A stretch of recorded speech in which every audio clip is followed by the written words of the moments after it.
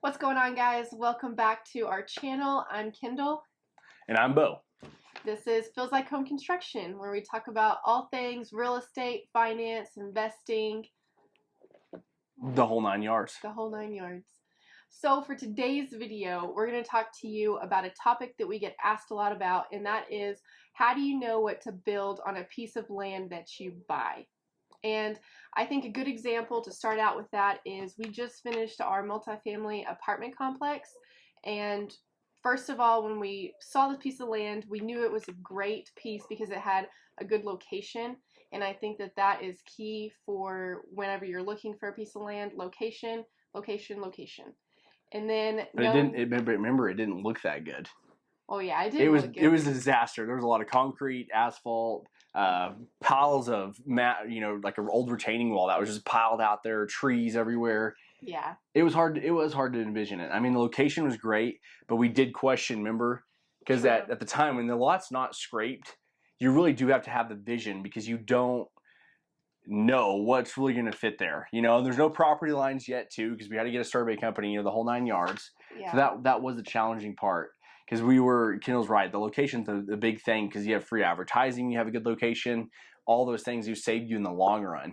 But the vision of that was hard. Yeah, you gotta have a vision for what you're wanting that space to be, and kind of look towards the future, because it was hard to see. Yeah, you're right. But for us, when we started out, yes, location and then the vision, and on that piece, so we knew we wanted multifamily. And however many units we could fit, that is what we were going to do. So first, I would say that you should follow up with the city and see the zoning, what you can build there, if it's zoned for commercial, residential, how tall you can go, 2-story, 3-story. And ours was zoned for 3-story. We can do that. And we knew that that's what we wanted to do, was multifamily. So the next thing was go out there and map it out. We had tape measures. We were out there mapping out what size buildings we were spray painting the ground. We were doing all kinds of stuff. Yeah. Before we bought it, we were like, we want to make sure that we can fit what we want on here. And we knew we needed to make this amount of units fit on that piece of property.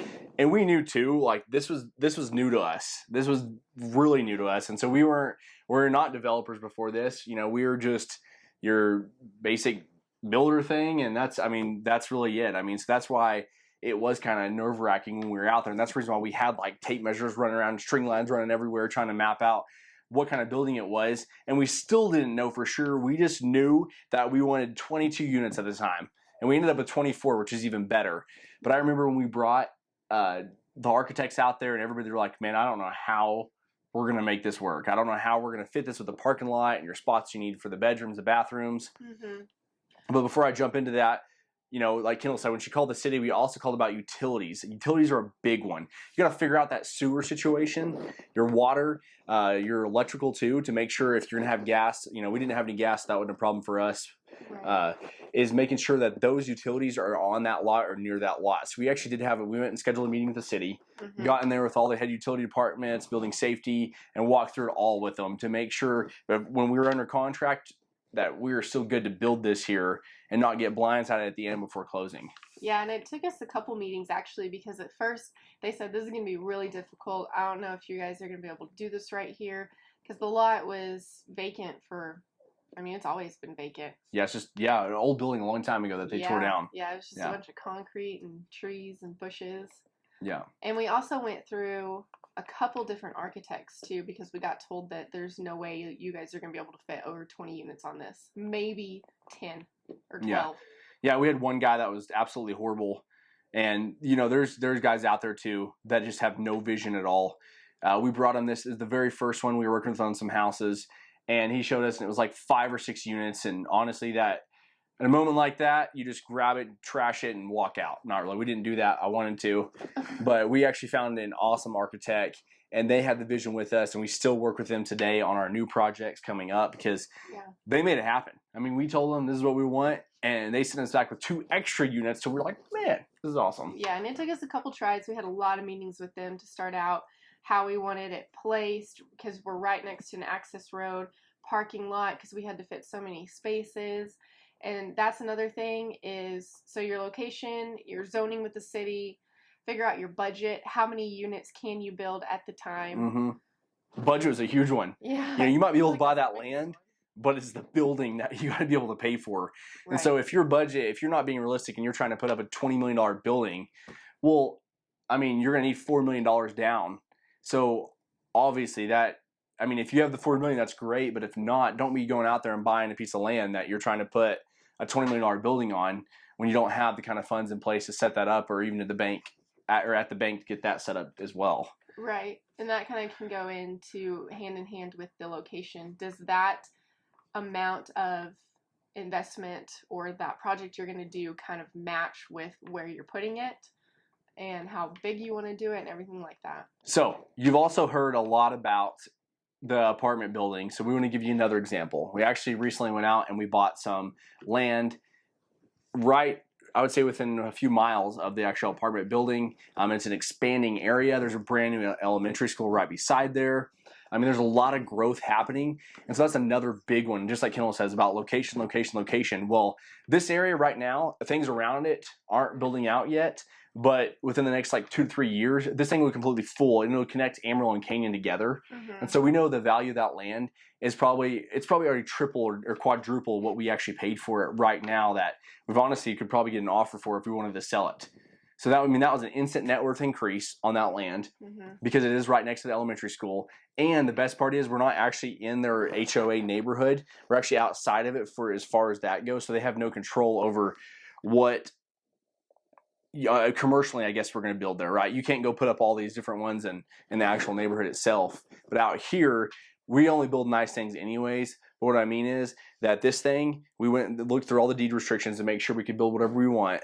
And we can put up a massive development. So we can build up, you know, townhomes or apartment buildings, whatever we want to do on the 6.5 acres, we can do. Right. And we like to be sometimes versatile because we can change our mind. For this size of project, we got to do plans for it, and it can take a year to get everything in the works when you buy the land and do all that. And so we always like to buy, for our case, since we do multifamily and investments, property that is commercial, because say that we wanted to go and do another three-story apartment building and do multiple of those on this size of land. Well, in 6 months, we might say, hey, we can actually make more money if we do 3-story townhomes individually or something like that. So we always like to do commercial because we can expand and do different things on it if we change our mind. Yeah, definitely. And that's I think the favorite part of finding that new land is because we obviously knew that, you know, it's going to be expensive to buy, but also when we put the deal on there, I mean, this new development is going to be probably roughly, I don't know, probably $15 to $20 million total, you know, after all the phases are done. I mean, it's going to be a very high-end rental development out there with pool, a gym, you know, the whole 9 yards to be able to make sure our tenants and everybody's taken care of. Yeah. And some people might say, how do you guys even look at a piece of land like that and think about that far down the road? Well, we drive around a lot, and that's all that we look for is land. And so once we did the apartments, we knew this is our next big thing. We want to do a big, development that feels like a mini town out there, and it was perfect. It's right beside the school. You already have these custom houses going into it, so it's going to feel like a family community, but a little bit more upscale. And so we really map it out. We think about it for a long time. We envision it. We get pictures, the whole 9 yards. And when we go out of town too is a big one. Like we'll go to, you know, here in Amarillo and Canyon, it's not growing like Dallas or one of those bigger cities. So when we go to Dallas, we'll actually drive around and look at different neighborhoods that are kind of on the same acreage as what we got. So we looked out in Dallas, and that's kind of where we got the idea of like, hey, we're going to bring Dallas to pretty much Canyon down there with these type of houses that will blow it out of the water, because Amarillo and Canyon is very traditional. No one likes to branch out and do modern, you know, they're kind of starting to do that. But that's what we figured is you want to make sure you're doing something unique too. And we went down to Dallas, looked at all these different developments, and now we actually have the idea and the sizes too. So we would actually get online and look up like floor plan sizes of, you know, skinnier townhomes or skinnier apartments or whatever it is. And so that's what we're going to do is we would go out there in that land, measure out that tiny home, and map it out of, okay, well, here's my length of my survey. Here's the size of the house. Well, man, I could fit 25 here, 25 here, 25 here, 25 here. Now I know I can fit 90 to 100 homes. So whatever I pay for this land is actually going to be really worth it and be in rental development. And I'm still going to own it after. Big time cash flow. Right. And you have to also think about your, whenever you're measuring out your land for what you can fit there, you're going to have to go however many feet off of any roads that you're on, like highways. You got to think about the roads that are going to be in your community, measure those out. How wide do they have to be? Just anything like that that's going to be on your deed restrictions. Yeah, definitely map all that out. Definitely look it over. Get an attorney to look over it with you. Maybe they can pick something up that you don't. Just know your stuff before you're going out there and buy land. I've had people that have called me on a piece of land they're under contract on, and I'm like, man, I'm pretty sure they have a no development deal or a no development thing in place within like a 10-mile radius or a 2-mile radius or whatever it was, and they ended up having this deal on there where you're not allowed to develop it at all. And so we've saved a few people from catching that where they don't end up losing 300, 400, 500,000 on that piece of land. Floodplains. Yeah, floodplains. That's a big one. I mean, you got to be careful out there because people really will try to sell you whatever land they can just to be able to get their dollar that they want. Mm-hmm. And so, honestly, to be honest, I'm not saying everybody's like that, but whenever we go into a deal, Kendall and I really don't trust anybody but ourselves or our partners that are on the deal with us because we're going to go and find out all our info. So it doesn't matter if you over here is telling me that, yeah, it's zoned as this, zoned as this. First thing I'm going to do is I'm going to call the city. I'm calling, real estate attorney or a title office or whatever it is, and I'm going to get them to look up those things and send over. And I'm going to look it over. Kendall's going to look it over. Our partners are going to look it over, and we're going to make sure that it's legit. Mm-hmm. Don't ever take somebody else's word for it, especially if they're selling you the property. You just want to make sure you're taken care of and you're looking out for yourself on those deals, and not something happening to you where they didn't tell you that it wasn't zoned as that, and all of a sudden you buy this piece of land and now you and your partners are